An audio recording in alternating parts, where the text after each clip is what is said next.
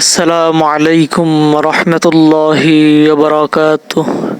সবাই কেমন আছেন? আশা করি মহান আল্লাহ তাআলার অশেষ মেহেরবানি ও দয়ায় অনেক ভালো আছেন। আজকে আমি আপনাদের কাছে এমন একটি আমল শেয়ার করব, যে আমলের কারণে আপনি অনেক উপকৃত হবেন। তো আমি একটি রিকোয়েস্ট করব, অবশ্যই আমার চ্যানেলে যদি নতুন হয়ে থাকেন অবশ্যই চ্যানেলটি সাবস্ক্রাইব করবেন। নতুন নতুন আমল পেতে আমি সবসময় ভালো আমল দিয়ে থাকি ইনশাআল্লাহ, মানুষের উপকারের জন্য। আপনারা আমার জন্য দোয়া করবেন ইনশাআল্লাহ। আল্লাহ তাআলা যেন আমাকে কবুল করেন। তো আমার চ্যানেলটি সাবস্ক্রাইব করবেন, লাইক করবেন, কমেন্ট করবেন, শেয়ার করবেন, বন্ধুদের মাঝে পৌঁছে দিবেন। তো আমি যে আমলটি কথা বলবো, যে বাচ্চারা অনেক দুষ্টুমি করে, অনেক বাচ্চার মেধা নেই, মা বাবা বাচ্চা নিয়ে অনেক হতাশ হয়ে আছে। তো আমি এমন একটি আমল নিয়ে আসছি যেটা পবিত্র কোরআনের ছোট একটি সূরা, বেশি বড় নয়। কারণ আল্লাহ তাআলা কোরআনের মধ্যে বলেন, ওয়ানুনাজ্জিলু মিনাল কুরআনি মা হুয়া শিফা। কোরআন হলো সমস্ত রোগের ঔষধ।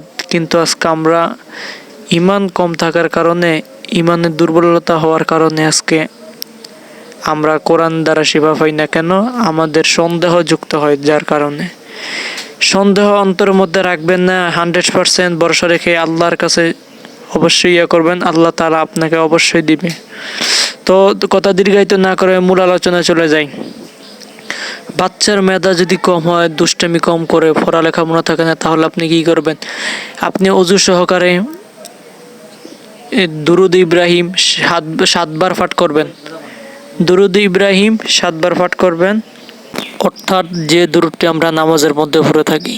7বার পাঠ করার পরে বিসমিল্লাহির রহমানির রহিম, আলাম নাশরাহ লাকা সাদরাক ওয়া ওয়াদা'না আনকা ওয়িজরাক আল্লাযী আনকাযা যাহরাক ওয়া রাফা'না লাকা যিকরাক ফাইন্না মা'আল উসরি ইউসরান ইন্না মা'আল উসরি ইউসরা ফাইযা ফারাগতা ফানসাব ওয়া ইলা রাব্বিকা ফারগাব।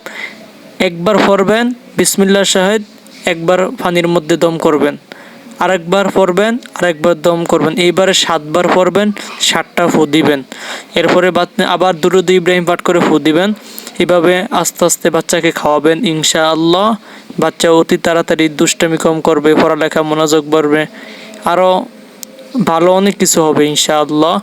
তো আপনি যদি সবচেয়ে ভালো হয় কিশমিশ যদি থাকে ঘরের মধ্যে, কিশমিশের মধ্যে দম করে আপনি এটা বাচ্চাকে খাওয়াতে পারেন। আপনি যদি না পারেন তাহলে কোনো একজন আলেম অথবা হুজুরের কাছ থেকে আপনি এই দমটা করে নেবেন ইনশাআল্লাহ, অনেক উপকৃত হবেন।